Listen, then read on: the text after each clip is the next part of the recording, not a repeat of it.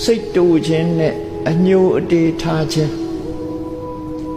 လူတွေဟာထိတ်ခနဲ့ရှိရင်စိတ်တူတတ်တယ်စိတ်မရှိဘူးမိဘကလည်းသားသမီးပေါ်စိတ်ရှိခြင်းမရှိတယ်သားသမီးကလည်းမိဘအပေါ်စိတ်ရှိခြင်းမရှိတယ်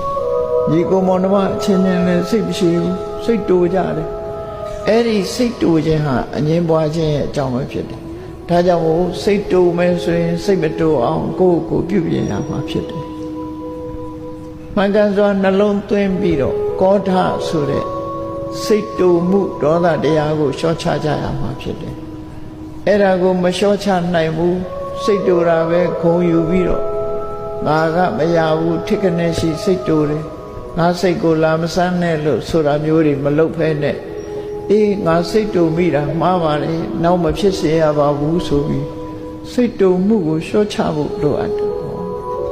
ဘာနဲ့လျှော့ချရမလဲလို့ဆိုလို့ရှိရင်အမှန်တရားကိုဆင်ញင်သုံးသပ်ခြင်းဖြင့်လည်းလျှော့ချနိုင်တယ်ဒေါသရဲ့အပြစ်ကိုရှုမြင်သုံးသပ်ခြင်းဖြင့်လည်းလျှော့ချနိုင်တယ်တစ်ဖက်သားအပေါ်မှာအပြစ်မမြင်မဲနဲ့မေတ္တာသက်ဝင်ခြင်းဆိုတဲ့အကောင်းမြင်တဲ့ရှုမြင်သုံးသပ်ချက်ဖြင့်လည်းလျှော့ချနိုင်တယ်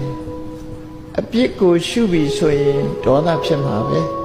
အပြစ်ကိုဘယ်တော့မှမရှုနဲ့ကောင်းတဲ့ကွက်ကလေးကိုသာရှုကောင်းကွက်ကိုရှာမေတ္တာကိုပွားလူဆိုတာအဆိုးကြီးမဟုတ်ဘူးအကောင်းလည်းရှိတယ်လူတိုင်းမှာအဆိုးကြီးမဟုတ်ဘူးအကောင်းတွေလည်းရှိကြ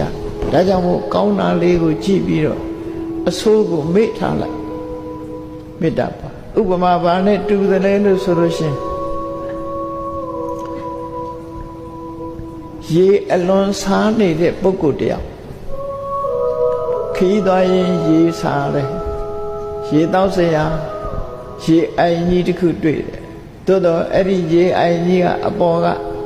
မော်သေးမော်ညင်းနေနဲ့ဖုံးနေတယ်ရေကလည်းပဲမတောက်ရမနေနိုင်တဲ့အခါအိုင်နဲ့ဆင်းပြီးတော့မော်သေးမော်ညင်းလေးတွေကိုလက်နဲ့ဖယ်ပြီးတော့ရေကိုတောက်တယ်အစာပြေအောင်ရေကိုတောက်လိုက်တယ်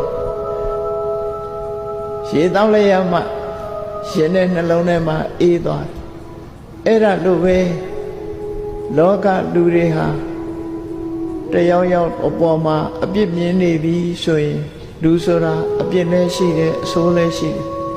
ရေထဲမှာအကောင်းလည်းရှိတယ်မကောင်းတာလည်းရှိတယ်ဆိုတာ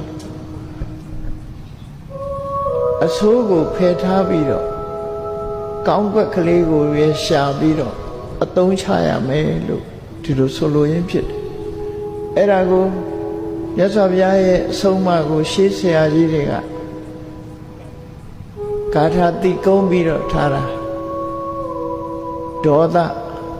ခုနဒေါသေဟိကိဏ္ဏတခုဏံဝပတ္တိ